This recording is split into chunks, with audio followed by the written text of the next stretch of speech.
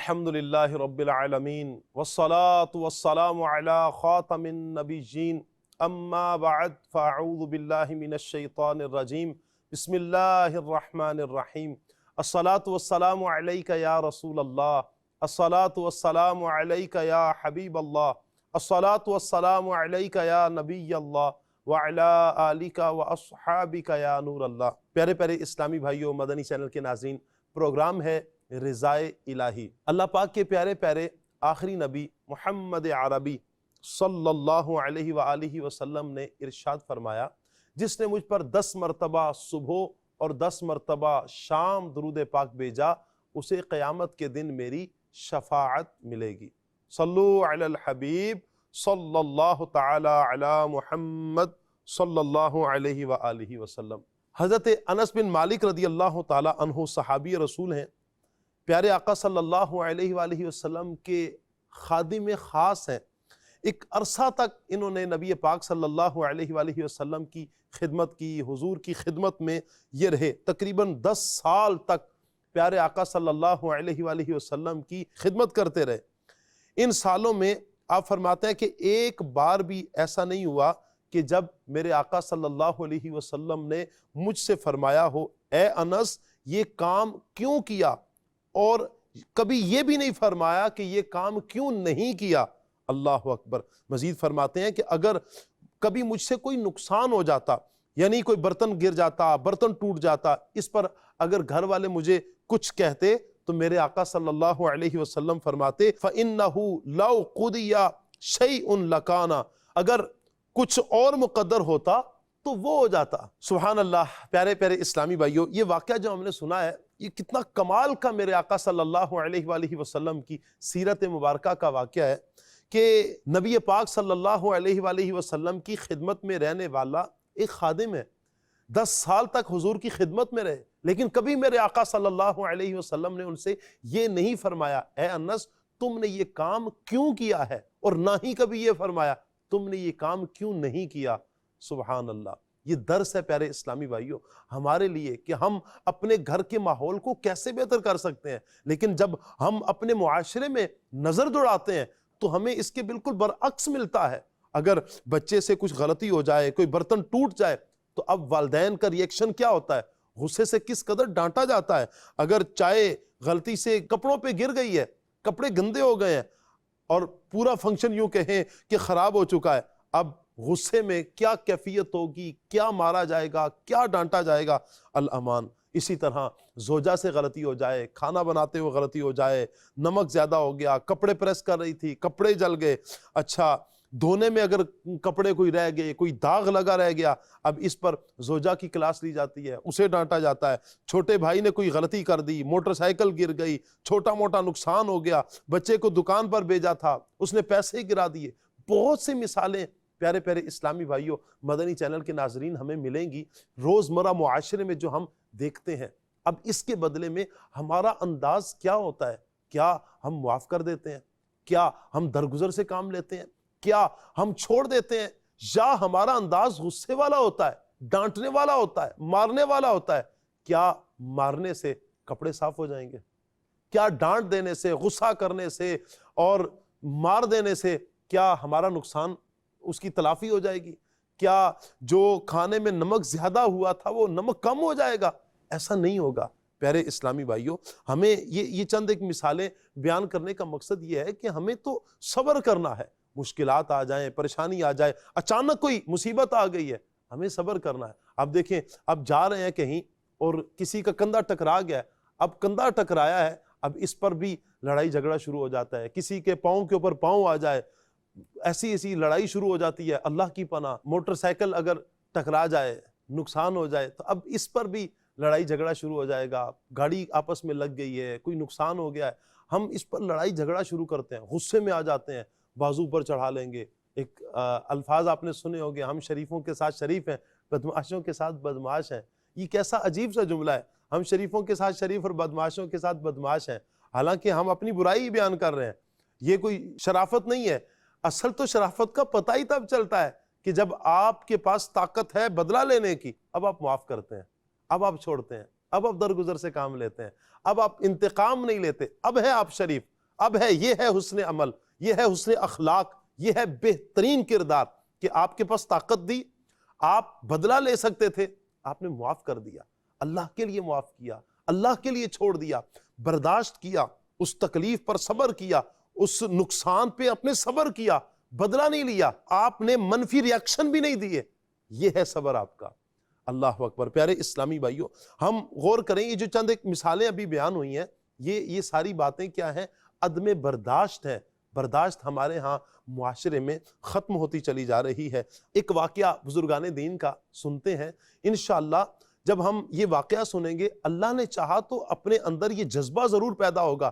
ہم پھر اسلاف کی زندگیوں کو جب پڑھیں تو ان کی زندگیوں سے حاصل ہونے والا جو سبق ہے اسے اپنی زندگی میں نافذ کریں۔ انشاءاللہ جب ہم ان کو فالو کریں گے، بزرگان دین کو فالو کریں گے، انشاءاللہ اس کی برکتیں یوں ہمیں ملیں گی کہ ہم بھی سکھی رہیں گے، ہمارا گھر امن کا گہوارہ بن جائے گا، ہمارا معاشرہ امن کا گہوارہ بن جائے گا، ہمارا ملک، ہماری ملت بہترین ملک بنے گا، ہماری ملت بہترین ہو جائے گی۔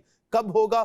جب ہم خود بہترین ہو جائیں گے، ہم خود اپنے آپ کو سنوارنے میں کامیاب ہو جائیں۔ بڑا پیارا ایک واقعہ ہے، تابعی بزرگ ہیں حضرت احنف بن قیس رضی اللہ تعالی عنہ کا۔ یہ تابعی بزرگ ہیں، اور تابعی بزرگ وہ ہوتے ہیں، وہ خوش نصیب حضرات کہ جنہوں نے حالت ایمان میں صحابہ اکرام کی صحبت پائی ہوتی ہے اور حالت ایمان میں ہی دنیا سے گئے ہوتے ہیں۔ یہ وہ بزرگ ہستی ہیں۔ آپ کا حلم بہت مشہور تھا، یعنی آپ کی جو قوت برداشت ہے بڑی مشہور تھی۔ جی ہاں، آپ بہت حلم والے کہلاتے تھے۔ ہوا یوں کہ ایک مرتبہ آپ کہیں جا رہے تھے تو کسی نے آپ کو گالی دی۔ جب کسی نے گالی دی تو آپ نے اس کی طرف توجہ ہی نہیں کی، آپ اپنی منزل کی طرف چلنا شروع ہو گئے۔ اللہ اکبر۔ آپ تصور کیجئے مدنی چینل کے ناظرین، ایک بندہ ہمیں گالی دے رہا ہے، اب ہمارا ری ایکشن کیا ہوگا، ہمارا انداز کیا ہوگا؟ کہ اگر کوئی ہمیں بلا وجہ گالی دے دے، کیا ہم خاموشی سے کھڑے رہیں گے؟ کیا ہم راستہ بدل لیں گے؟ کیا ہم اپنی منزل کی طرف چلے جائیں گے؟ نہیں، ہم مقابلے کے لیے تیار ہوں گے۔ پھر وہی ہم نعرہ لگائیں گے کہ ہم شریفوں کے ساتھ شریف ہیں، بدماشوں کے ساتھ بدماش ہیں، معاذ اللہ ہم اس طرح کی باتیں کریں گے، اور پھر اینٹ کا جواب پتھر سے دیں گے۔ ہائے ہائے ہائے، ہمارے بزرگان دین کا انداز کیا ہے؟ حضرت احنف بن قیس رحمت اللہ تعالی علیہ، آپ اپنی منزل کی طرف چلنا شروع ہو گئے۔ اچھا، وہ شخص جس نے آپ کو گالی دی تھی وہ آپ کے پیچھے برابر میں چلنا شروع ہو گیا، بار بار گالیاں دیتا ہے، آپ توجہ ہی نہیں کرتے، التفات ہی نہیں فرماتے، یوں کہ سنی انسنی کر رہے ہیں، آپ اپنی منزل کی طرف بڑے چلے جا رہے ہیں، چلتے جا رہے ہیں، چلتے جا رہے ہیں، یہاں تک کہ آپ کی جو بستی تھی وہ بستی آ گئی۔ وہ شخص بھی ایسا تھا کہ وہ گالیاں دیتا دیتا آ رہا ہے۔ آپ رحمت اللہ تعالی علیہ رک گئے۔ جب آپ رکے، اب آپ نے اپنا رخ کو پھیرا۔ اب شاید ذہنوں میں یہ سوال آئے گا کہ شاید اب وہ انتقام لیں گے، اب گالی کا جواب دیں گے، اب وہ بدلہ لیں گے۔ لیکن سنیے، ہمارے بزرگان دین کیسے تھے؟ ان بزرگ رحمت اللہ تعالی علیہ نے فرمایا، جو تمہارے اندر ہے نا وہ تم یہیں پر سارا نکال دو، اس لیے کہ اب میری بستی آ چکی ہے، میں اپنی بستی میں داخل ہونے والا ہوں، اور یہاں میری بستی میں مجھ سے محبت کرنے والے ہیں۔ ایسا نہ ہو کہ تم ان کے سامنے مجھے برا بلا کہو، مجھے گالی دو، وہ تمہیں نقصان پہنچا دیں۔ اللہ اکبر۔ یہ جملہ عام جملہ نہیں ہے، اس حال میں بھی وہ مسلسل جو گالیاں دیتا ہوا آ رہا ہے، آپ اس کی خیر خواہی چاہ رہے ہیں، آپ اس کے بارے میں اس کا بھلا سوچ رہے ہیں۔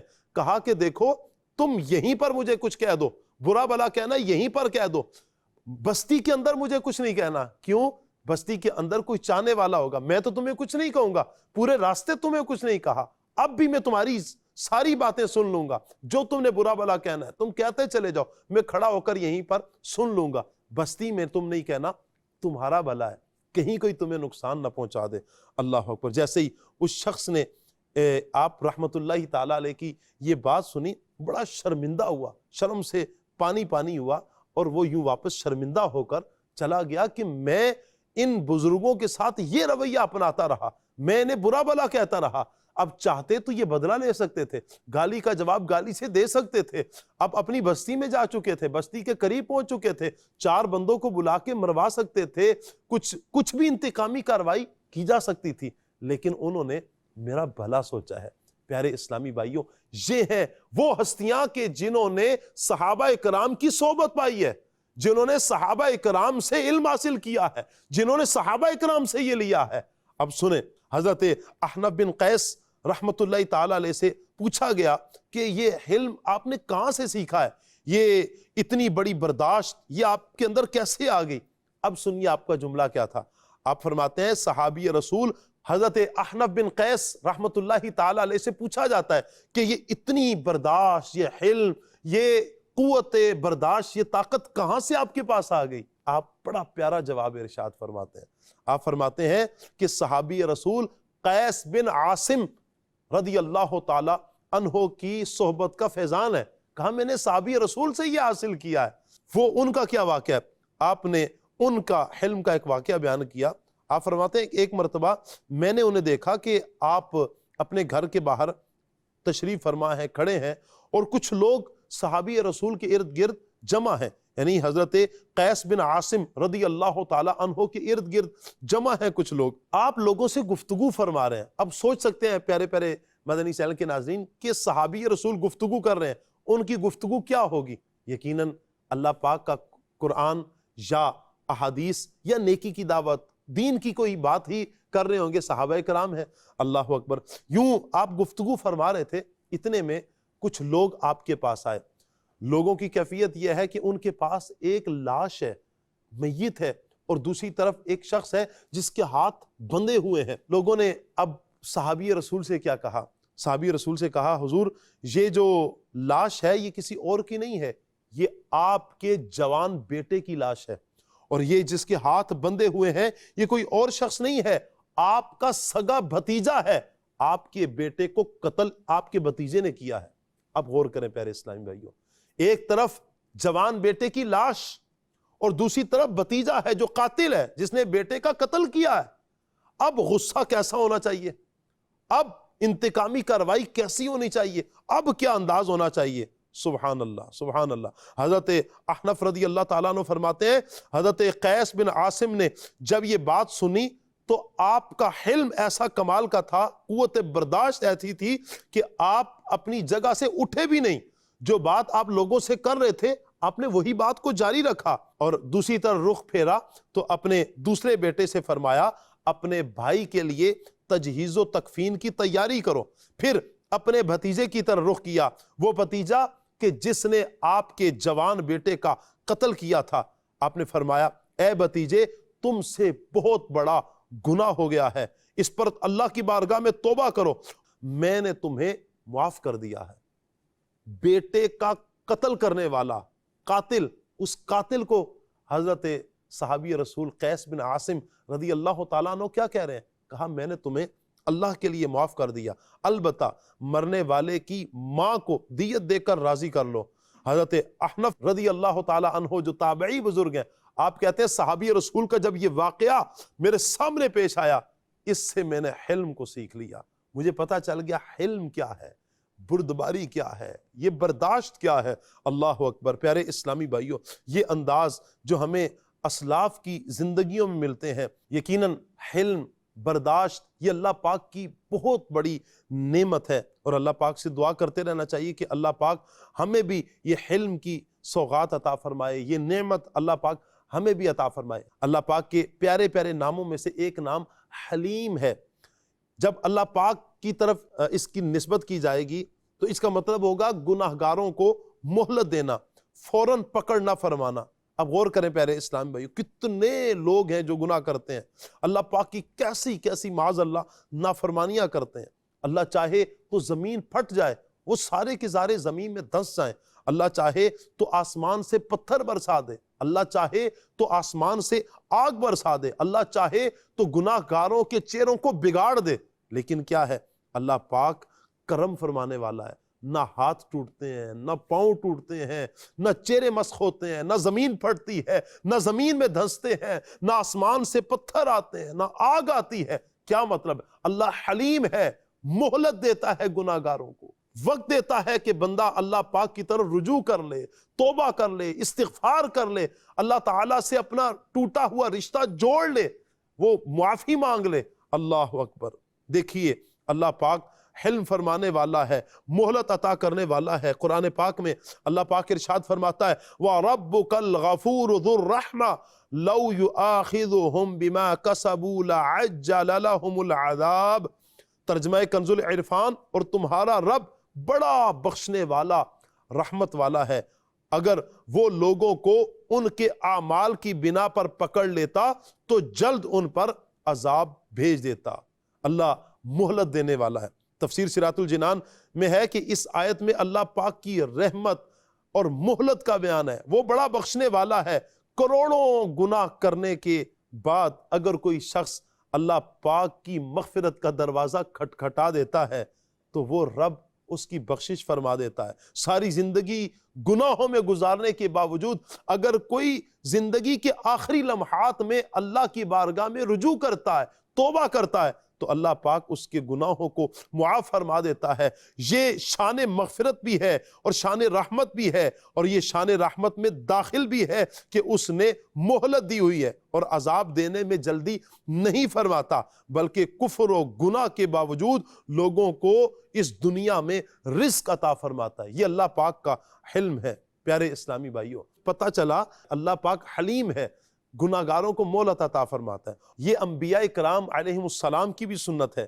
انبیاء کرام دنیا میں تشریف لائے، سارے کے سارے انبیاء حلم والے تھے، برداشت والے تھے۔ لوگ گالیاں دیتے، انبیاء کرام علیہم السلام ان گالیوں کو برداشت کرتے۔ لوگ انبیاء کرام علیہم السلام کو تکالیف دیتے، آپ برداشت کرتے۔ لوگ برا بھلا کہتے، انبیاء کرام برداشت کرتے تھے۔ بخاری شریف کی حدیث مبارکہ ہے، اللہ پاک کے پیارے پیارے آخری نبی محمد عربی صلی اللہ علیہ وآلہ وسلم نے ایک نبی علیہ السلام کا ذکر کرتے ہوئے فرمایا، انہوں نے اپنی قوم کو نیکی کی دعوت دی تو قوم نے انہیں شدید تکلیف پہنچائی، یہاں تک کہ خون بہنا شروع ہو گیا۔ اللہ اکبر۔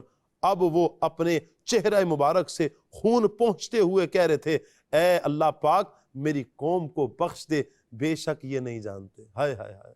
انبیاء کرام کی سیرت کو جب ہم پڑھتے ہیں، انبیاء کرام کے واقعات کو، نبی پاک علیہ السلام ذکر کر رہے ہیں نبی علیہ السلام کا، لوگوں کو وہ نیکی کی دعوت دے رہے ہیں، اب لوگ انہیں تکلیف پہنچا رہے ہیں۔ خون میں آپ کا چہرہ نبی علیہ السلام کا خون سے آلود ہو چکا ہے، خون بہنا شروع ہو چکا ہے، اور خون کو آپ صاف کرتے ہوئے کیا فرما رہے ہیں؟ ہائے ہائے، اپنی قوم کا خیال کرتے ہوئے، یا اللہ میری قوم کو بخش دے، یہ تیرے نبی کو نہیں جانتے۔ یہ ہے انبیاء کرام علیہم السلام کا حلم۔ حضرت نوح علیہ السلام نے 950 سال تبلیغ فرمائی، 950 سال۔ اللہ اکبر۔ آپ کے متعلق آتا ہے لوگ آپ کو تکلیفیں پہنچاتے، جسمانی تشدد کرتے، یہاں تک کہ آپ بے ہوش ہو جاتے، مگر جب ہوش آتا تو کہتے اے اللہ پاک میری قوم کو بخش دے، میری قوم کو بخش دے۔ 950 سال جو نبی لوگوں کو اللہ تعالیٰ کی طرف بلا رہا ہے، وہ لوگ نبی علیہ السلام کو تکلیف پہنچا رہے ہیں۔ نبی کی چاہت کیا ہے کہ یہ جنتی ہو جائیں، اللہ پر ایمان لے آئیں، نبی پر ایمان لے آئیں، یہ سیدھے راستے پر چل پڑیں۔ نبی علیہ السلام کی چاہت کیا ہے کہ یہ لوگ سیدھے راستے پر آ جائیں، اللہ اور اس کے رسول پر، نبی پر ایمان لے آئیں، ان کا بھلا ہو جائے، یہ جنت کے راستے پر آ جائیں، جنتی ہو جائیں۔ نبی علیہ السلام کی چاہت ہی ہے، لیکن وہ لوگ اتنا ظلم کرتے ہیں، اتنی تکلیف دیتے ہیں کہ بے ہوش ہو جاتے ہیں۔ لیکن نبی علیہ السلام کا حلم کیسا پیارا ہے، برداشت کتنی پیاری ہے، کتنی مبارک ہے۔ ہوش میں آ کر نبی علیہ السلام اللہ کی بارگاہ میں کیا دعا کرتے ہیں؟ اے اللہ میری قوم کو بخش دے، بے شک یہ نہیں جانتے۔ اسی طرح آپ ابراہیم علیہ السلام کو دیکھیں، ابراہیم علیہ السلام کو کیا کیا تکلیفیں نہیں پہنچائی گئی۔ جلتی آگ میں اللہ کے نبی ابراہیم علیہ السلام کو ڈالا گیا۔ آپ کا حلم کیسا، اتنی تکلیفوں پر بھی حضرت ابراہیم علیہ السلام نے اپنی زبان پر شکوہ کا لفظ نہیں لایا، شکایت کا لفظ نہیں لایا، قوم کو بددعا نہیں دی۔ اللہ اکبر۔ حضرت موسیٰ علیہ السلام کو ان کی قوم نے تکلیفیں پہنچائی، آپ نے برداشت کیا، صبر کیا۔ حضرت ہود علیہ السلام کو ستایا گیا، حضرت شعیب علیہ السلام کو ستایا گیا، حضرت لوط علیہ السلام کو تکلیفیں دی گئیں، حضرت زکریا علیہ السلام کو تو شہید کیا گیا۔ اللہ کے نبی کو شہید کر دیا گیا۔ اللہ اکبر۔ اسی طرح حضرت عیسیٰ علیہ السلام کے خلاف سازشیں ہوئی ہیں، قربان جائیے۔ یہ سارے کے سارے انبیاء پاکیزہ انداز ہیں، انہیں جتنی بھی تکلیفیں پہنچائی گئیں یہ حلم والے ہی بس حلم کا ہی مظاہرہ فرماتے۔ کسی نبی علیہ السلام نے نہ جلد بازی سے کام لیا، نہ ہی اپنی ذات کی خاطر غصہ کیا، بلکہ سارے ہی انبیاء کرام یہ صبر کرتے رہے، تحمل کے ساتھ یہ برداشت کرتے رہے، ہر ستم کو، ہر ظلم کو انبیاء کرام علیہم السلام برداشت کرتے رہے۔ پیارے اسلامی بھائیوں، یہاں میرے آقا صلی اللہ علیہ وآلہ وسلم کے حلم کا بھی ذکر کرتے ہیں۔ میرے آقا صلی اللہ علیہ وسلم کی تو شان ہی نرالی ہے، امام الانبیاء ہیں، تو شان ہی سب سے اونچی ہے میرے آقا صلی اللہ علیہ وسلم کی۔ اللہ پاک قرآن پاک میں ارشاد فرماتا ہے وَإِنَّكَ لَعَلَىٰ خُلُقٍ عَظِيمٍ، ترجمہ کنز العرفان، اور بے شک تم یقیناً عظیم اخلاق پر ہو، یعنی جتنے اچھے اخلاق ہیں، جتنے اچھے اوصاف ہیں باقی انبیاء کرام علیہ السلام کو جتنے عطا ہوئے ہیں، اس سے کئی زیادہ بڑھ کر آپ صلی اللہ علیہ وسلم کو عطا ہوئے۔ حلم بھی نبی پاک صلی اللہ علیہ وسلم کو سب سے زیادہ عطا کیا گیا۔ آئیے حلم مصطفیٰ کے بارے میں سنتے ہیں۔ مسلمانوں کی امی جان حضرت عائشہ صدیقہ رضی اللہ تعالی عنہا سے روایت ہے کہ ایک بار مکی مدنی مصطفیٰ صلی اللہ علیہ وآلہ وسلم نے کسی دیہاتی سے کھجوروں کے بدلے میں ایک اونٹ خریدا، مگر جب ادائیگی کے لیے گھر تشریف لائے تو کھجوریں موجود نہ تھیں۔ نبی پاک صلی اللہ علیہ وسلم اس دیہاتی سے فرمانے لگے اے عبداللہ، ہم نے کھجوروں کے بدلے تم سے اونٹ خریدا مگر ادائیگی کے لیے کھجوریں موجود نہیں ہے۔ یہ سنتے ہی وہ دیہات کا رہنے والا تھا، دیہاتی، وہ زور زور سے چلانے لگا ہائے دھوکا، ہائے دھوکا، ہائے دھوکا۔ جب صحابہ کرام نے یہ معاملہ دیکھا تو صحابہ کرام اسے مارنے کے لیے دوڑے کہ تم کس طرح نبی پاک صلی اللہ علیہ وسلم سے گفتگو کر رہے ہو۔ رحیم و کریم آقا صلی اللہ علیہ وسلم نے فرمایا اسے چھوڑ دو، اسے گفتگو کرنے کا حق حاصل ہے۔ ہائے ہائے، یہ بات نبی پاک صلی اللہ علیہ وسلم نے 2 یا 3 مرتبہ ارشاد فرمائی، اسے چھوڑ دو، اسے گفتگو کرنے کا حق ہے، اسے چھوڑ دو، اسے گفتگو کرنے کا حق ہے۔ پھر پیارے آقا صلی اللہ علیہ وسلم نے کھجوروں کا انتظام فرمایا اور اس دیہاتی کو عطا فرمائی۔ اب اس نے کیا کہا؟ اس نے عرض کی جزاک اللہ خیرہ، یعنی اللہ پاک آپ کو جزائے خیر عطا فرمائے۔ آپ نے پورا حصہ بڑے عمدہ طریقے سے عطا فرمایا۔ آپ صلی اللہ علیہ وسلم نے یوں فرمایا لوگوں میں سے بہترین وہ ہے جو عمدہ طریقے سے پورا حصہ دے دیتے ہیں۔ سبحان اللہ۔ پیارے اسلامی بھائیوں، یہاں آپ نے دیکھا میرے آقا صلی اللہ علیہ وسلم نے کس قدر عفو درگزر سے کام لیا ہے، کس قدر شفقت اور مہربانی سے میرے آقا صلی اللہ علیہ وسلم نے کام لیا۔ سب کے سامنے وہ دیہاتی وہ کس طرح کی گفتگو کر رہا ہے، لیکن میرے آقا صلی اللہ علیہ وسلم اس کے ساتھ کتنا پیارا انداز اپنا رہے ہیں۔ سبحان اللہ۔ یہ درس ہے پیارے اسلامی بھائیوں ہمارے لیے۔ انبیاء کرام کی سیرت کو پڑھیں، صحابہ کرام کی سیرت کو پڑھیں، اہل بیت اطہار کی سیرت کو پڑھیں۔ یہ درس ملتا ہے ہمیں کہ ہم اپنے اندر صحابہ کرام کی، اہل بیت اطہار کی، اولیاء کرام کی، انبیاء کرام کی سیرت کو پڑھنے کے بعد ان سے حاصل ہونے والا سبق اپنے اوپر نافذ کریں، ہم لے کر آئیں اپنی زندگی میں۔ انشاءاللہ اگر ہم یہ اپنی زندگی میں نافذ کر دیں اپنے اوپر کہ ہم صبر سے، برداشت سے کام لیں گے، انشاءاللہ ہم سکھی ہو جائیں گے، ہمارا گھر سکھی ہو جائے گا، ہمارا معاشرہ انشاءاللہ سکھی ہو جائے گا۔ انبیاء کرام علیہ السلام کی برداشت کا صدقہ اللہ ہمیں بھی یہ توفیق عطا فرمائے کہ جب بھی کوئی مصیبت آ جائے، پریشانی آ جائے، دکھ آ جائے، اللہ پاک ہمیں صبر کرنے کی، برداشت کرنے کی اللہ پاک ہمیں توفیق عطا فرمائے۔ مدنی چینل کے ناظرین، بیان کے اختتام پر نیک اعمال میں سے ایک نیک عمل بیان کیا جاتا ہے۔ انشاءاللہ آج نیک عمل نمبر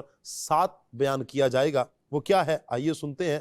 کیا آج آپ نے شجرے کے کچھ نہ کچھ اوراد پڑھے؟ جی ہاں، شجرہ عطاریہ ہے بحمداللہ تعالی، اس میں شجرہ شریف کے اوراد پڑھے جاتے ہیں کہ یہ ایک عاشقان رسول ہر روز جن کا معمول ہے شجرہ شریف کے اوراد پڑھنے کا۔ آپ بھی نیت کریں، جو امیر اہل سنت دامت برکاتہم العالیہ سے مرید ہیں یا آپ سے طالب ہیں، آپ ضرور شجرہ عطاریہ لیجئے اور شجرہ شریف کے اوراد پڑھیں۔ انشاءاللہ بزرگان دین کا فیضان ہمیں یوں بھی نصیب ہوگا۔ اللہ پاک سے دعا ہے اللہ پاک ہمارا یہ پروگرام اپنی بارگاہ میں قبول فرمائے. آمین بجاہ خاتم النبیین صلی اللہ علیہ وسلم. صلو علی الحبیب صلی اللہ تعالی علی محمد صلی اللہ علیہ وسلم. ایمان پہ خاتمہ ہو تو منعم ملے مراد حاصل رضائے حضرت